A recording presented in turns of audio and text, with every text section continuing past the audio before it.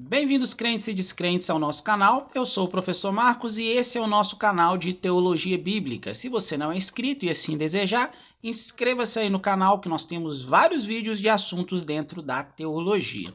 E o vídeo de hoje faz parte de uma série de vídeos que nós estamos gravando sobre uma nova visão sobre o neopentecostalismo. O neopentecostalismo que é considerado por muitos como a terceira onda evangélica, principalmente no Brasil, onde nós temos, começando com o pentecostalismo clássico, através das igrejas Assembleia de Deus e Congregação Cristã, vindo a segunda onda por volta lá dos anos 50, com a igreja do Evangelho Quadrangular, com a Igreja Pentecostal Deus e Amor, Igreja Brasil para Cristo e algumas outras também que não são tão citadas. E a terceira onda, a partir dos anos 70 especificamente, começa um pouco antes, mas vai eclodir a terceira onda a partir dos anos 70, sobretudo através da figura da Igreja Universal do Reino de Deus, Igreja Internacional da Graça de Deus e Igreja Apostólica Renascer em Cristo.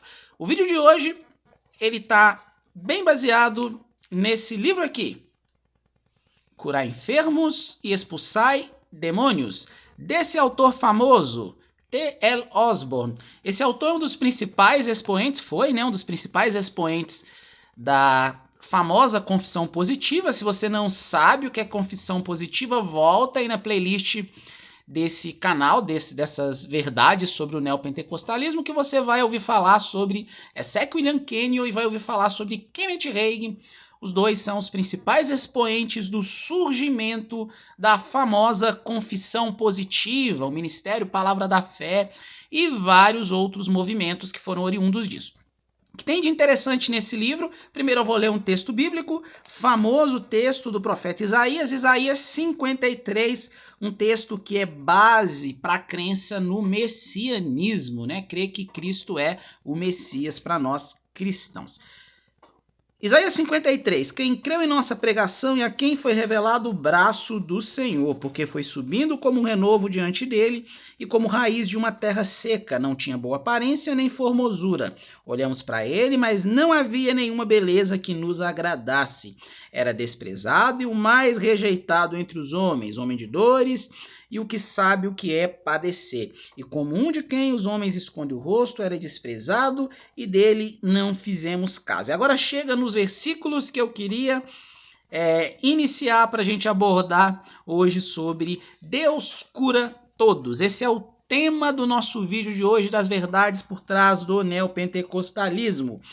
Versículo 4 está dessa forma descrito na minha Bíblia, que é uma versão Nova Almeida atualizada. Certamente ele tomou sobre si as nossas enfermidades e as nossas dores levou sobre si. E nós o considerávamos como aflito, ferido de Deus e oprimido. Mas ele foi transpassado por causa das nossas transgressões, esmagado por causa das nossas iniquidades. O castigo que nos traz a paz estava sobre ele e pelas suas feridas fomos sarados. Versículo 4 e versículo 5 desse capítulo 53. Com certeza um dos capítulos mais famosos do Antigo Testamento sobre a figura de Cristo Jesus.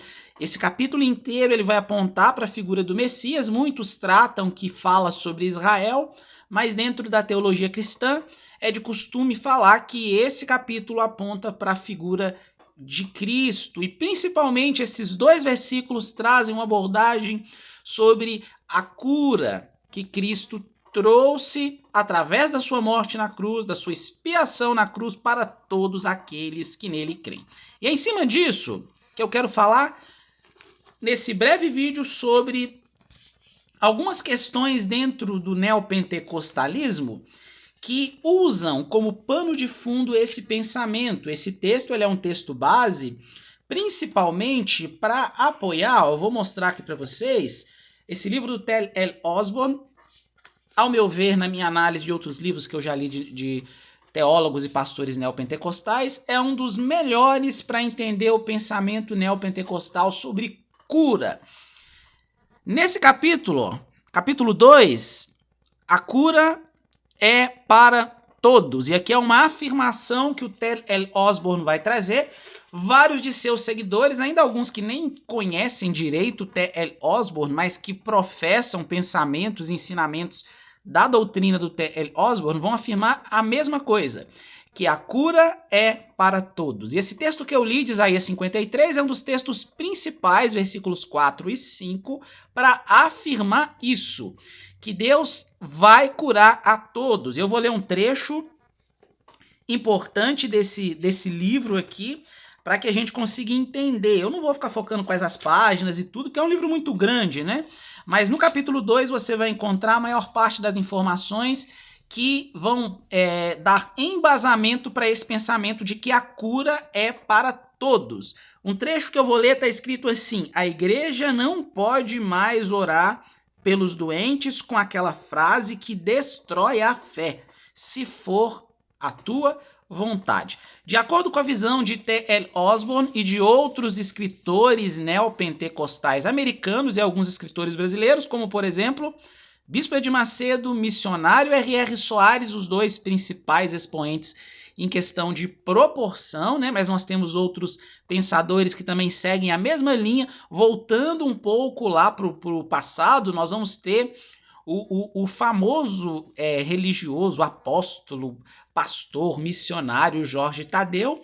Vamos ter a figura feminina de Valnice Milhomens, que também é muito importante para esse ministério, para esse pensamento da palavra, da fé, da confissão positiva. O tio Cássio também, de certa forma, o tio Cássio não vai entrar tão a fundo como esses outros, e alguns hoje modernos, como apóstolo Valdemiro Santiago, apóstolo Agenor Duque, de certa forma também a figura de algumas igrejas menores que nem são consideradas neopentecostais, mas que são igrejas pentecostais, vão trazer esse pensamento, como é o caso da igreja de segunda onda, igreja pentecostal Deus é Amor, onde também vai ter esse pensamento de que Deus quer sempre curar todos e que a cura é para todos. Um outro trecho que eu queria destacar, que é importante para que a gente entenda um pouco melhor esse pensamento, está um pouco mais à frente nesse livro, e aí eu vou explicar algumas questões que são abordadas nos vários capítulos desse livro, para que a gente possa fechar com a reflexão de se realmente Deus quer curar todos, biblicamente sempre Deus vai curar todos, é uma verdade bíblica. E outra, as doenças, os males físicos sempre são trazidos pelo diabo, sempre são trazidos pelo mal. Não tem momentos na Bíblia em que Deus é quem traz a doença sobre as pessoas, com propósitos que o próprio Deus tem? É o que nós vamos ver mais para o final desse vídeo. Eu queria destacar o trecho que eles leem, né, que é um trecho que é muito utilizado, pensando nesse versículo, e aí até utilizado o versículo lá de Mateus 8,17, onde tem a aplicação de Isaías 53. Mateus 8,17, ele tomou sobre si as nossas enfermidades e levou as nossas doenças. E aí vem a explicação. Por esses versículos sabemos que Jesus levou nossas enfermidades. Está dentro do capítulo que fala sobre por que as pessoas não se curam. Aí já é o capítulo 4 que traz essa abordagem. Então, capítulo 4 desse livro, Curar enfermos e expulsar demônios. Por esses versículos sabemos que Jesus levou nossas enfermidades. Lendo 1 Pedro 2,24, levando ele mesmo em seu corpo os nossos pecados sobre o madeiro, temos o conhecimento de que Jesus levou nossos pecados. Se ele fez isso, não precisamos carregá-los. Se o levamos, mostramos que Jesus não precisaria tê-lo feito. Ou seja, tornamos vã a ação de Cristo. O Evangelho mostra claramente que Jesus os carregou e, portanto, fomos redimidos deles. Assim, jamais necessitamos levá-los. Ele começa falando sobre pecados, então a princípio ele é fiel, né, à exegese, que é essa extração do significado do texto, mas logo depois ele vai levar para o lado da cura. Ele vai falar que aqui, além de estar falando sobre a libertação do pecado, também estava falando da libertação de doenças, o que não é verdade, que é só você ler o contexto que você vai perceber o que o apóstolo Pedro estava querendo registrar nessa sua carta. Vai ser muito utilizado textos como, por exemplo, quando fala eu sou o Deus que te sara, lá em Êxodo, e vai ser mostrado que Deus o tempo inteiro quer sarar, quer trazer cura para todas as pessoas. Se a pessoa ela não foi curada, é porque ela não tomou posse, é porque ela não exigiu, é porque ela não decretou, ela simplesmente pediu. E se você acompanhou um vídeo que nós falamos sobre o pensamento do Kenneth Hagin, principalmente no livro O Nome de Jesus, o nome de Jesus ele nos foi dado como autoridade, de acordo com a visão de Kenneth Hagin, para que nós venhamos decretar, exigir. Ele até fala que o verbo grego laetel não é pedir, solicitar, rogar, mas que é exigir, o que é um engano. Nós mostramos isso nesse vídeo, uma interpretação errada usando um verbo grego. Muitas pessoas não têm conhecimento nem do português direito, né? Quando vão ler a Bíblia, quanto mais do grego. E aí aquele que diz ter conhecimento do assunto, ele usa, isso é um artifício muito utilizado por falsos profetas para apoiar um ensino enganoso, para apoiar um falso ensino. Aitel significa pedir, significa solicitar, mas muitas vezes esse verbo é utilizado de alguém inferior para alguém superior. Então imagina, como que eu vou determinar, como que eu vou exigir de alguém que está acima de mim algo se eu sou inferior a ele? Não faz sentido, né? Só aí nós vemos que é o texto, o significado bíblico no original grego sendo tirado do contexto.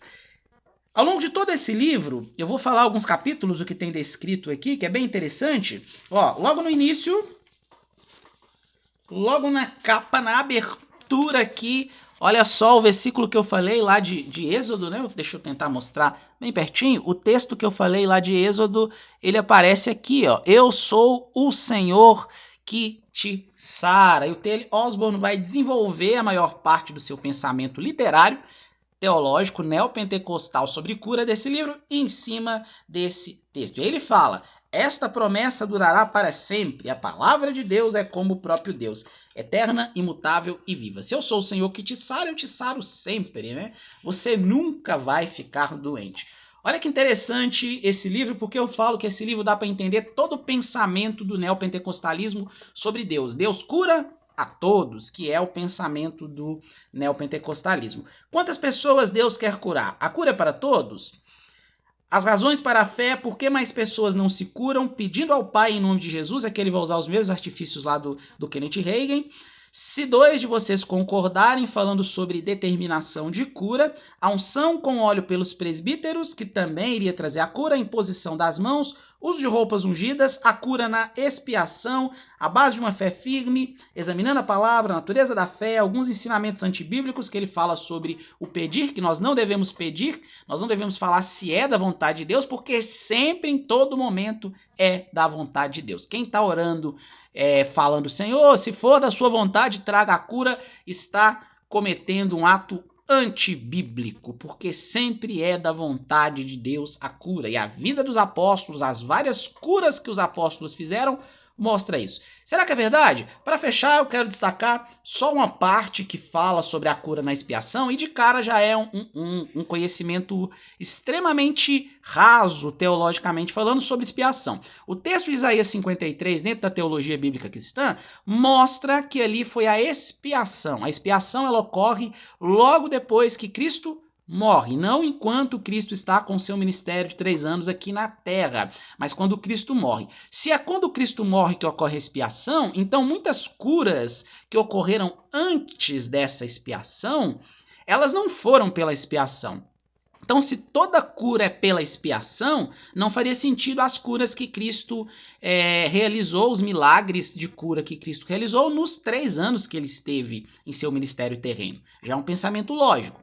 Outra questão, se nós observarmos todo o texto fala mais sobre uma remissão, essa cura que seria trazida, ela está mais ligada aos pecados que Cristo levou sobre si do que propriamente às doenças, mas o tempo todo dentro do livro o T.L. Osborne vai tentar linkar a questão do pecado com doença, falando que o sarar ali é sim um sarar da alma, mas também é um sarar do corpo. Não quero dizer que Cristo não possa curar, que Deus não possa curar e que Deus não cura nos dias de hoje. Muito pelo contrário, ele cura, ele realiza milagres, muitos milagres, mas de acordo com a sua vontade. Então é necessário sim que a oração seja se o Senhor quiser. Para fechar, queria convidá-los a acompanhar um texto lá de 2 Timóteo, no último capítulo lá de 2 Timóteo, os últimos versículos lá desse capítulo 4, onde o apóstolo Paulo ele vai deixar um relato interessante aqui, ó, que eu queria que vocês acompanhassem.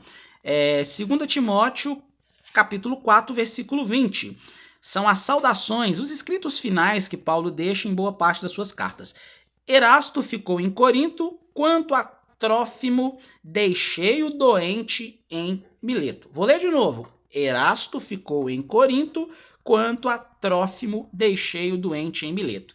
Deus quer curar sempre. Aqui é o apóstolo Paulo. Por que o apóstolo Paulo deixou Trófimo, um de seus companheiros ali de ministério, doente? Por que o apóstolo Paulo vai falar para Timóteo, ao invés de determinar a cura para Timóteo, ele vai mandar Timóteo tomar vinho para os seus problemas que ele tinha, provavelmente estomacais, né? Por que ele não determinou a cura? Por diversas vezes, curas extremamente milagrosas ocorreram através do ministério do apóstolo Paulo. O dom de cura não estava com o apóstolo Paulo? Então por que ele deixa Trófimo doente? E por que ele não cura o seu companheiro, fiel companheiro Timóteo? Fica aí para a nossa reflexão. A grande questão é, Deus não quer curar a todos. A doença não vem somente pelo diabo, é o diabo que sempre traz a doença. Por diversas vezes nós vemos Deus, principalmente no Antigo Testamento, colocando doenças sobre algumas pessoas. O exemplo disso, a irmã de Moisés, Miriam.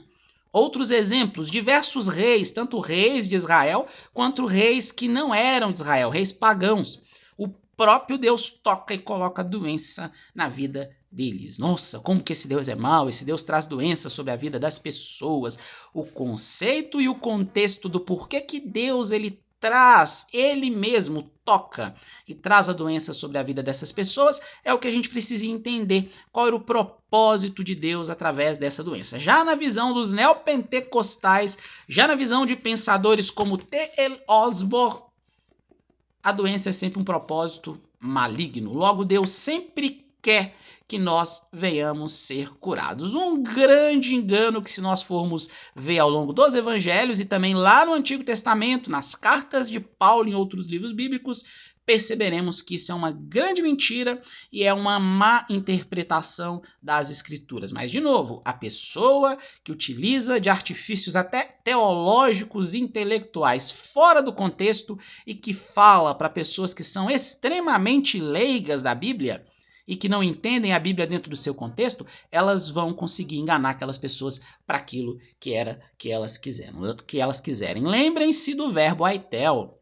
É exigir, é determinar, é decretar, levando assim a tomar posse daquilo que eu quero. Lembrem-se do exemplo de Kenneth Hagin. Enquanto eu não determinei, não usei a minha autoridade, Jesus não podia fazer nada. Deus não podia fazer nada, porque a autoridade não estava em Jesus, mas estava comigo. Eu que recebi essa autoridade e eu que tenho que usar. Esse foi então o nosso vídeo falando sobre cura. Deus cura todos. Esse é o tema do nosso vídeo, pensando na reflexão, sobretudo do pensamento de T.L. Osborne, mas você vai encontrar esse pensamento também em diversos autores do neopentecostalismo. Destaco principalmente porque tem muita citação do T.L. Osborne, do Kenneth Hagin e de outros pensadores dessa tal confissão positiva, que é o missionário R.R. Soares. Através da Graça Editorial, ele publica muitos livros, inclusive, esse livro aqui, ele é da Graça Editorial. A principal difusora hoje de teologia neopentecostal com esse pensamento é a Graça Editorial, que é a editora da Igreja Internacional da Graça, que tem o seu fundador missionário R.R. Soares. Aguardo vocês até o próximo vídeo. Valeu!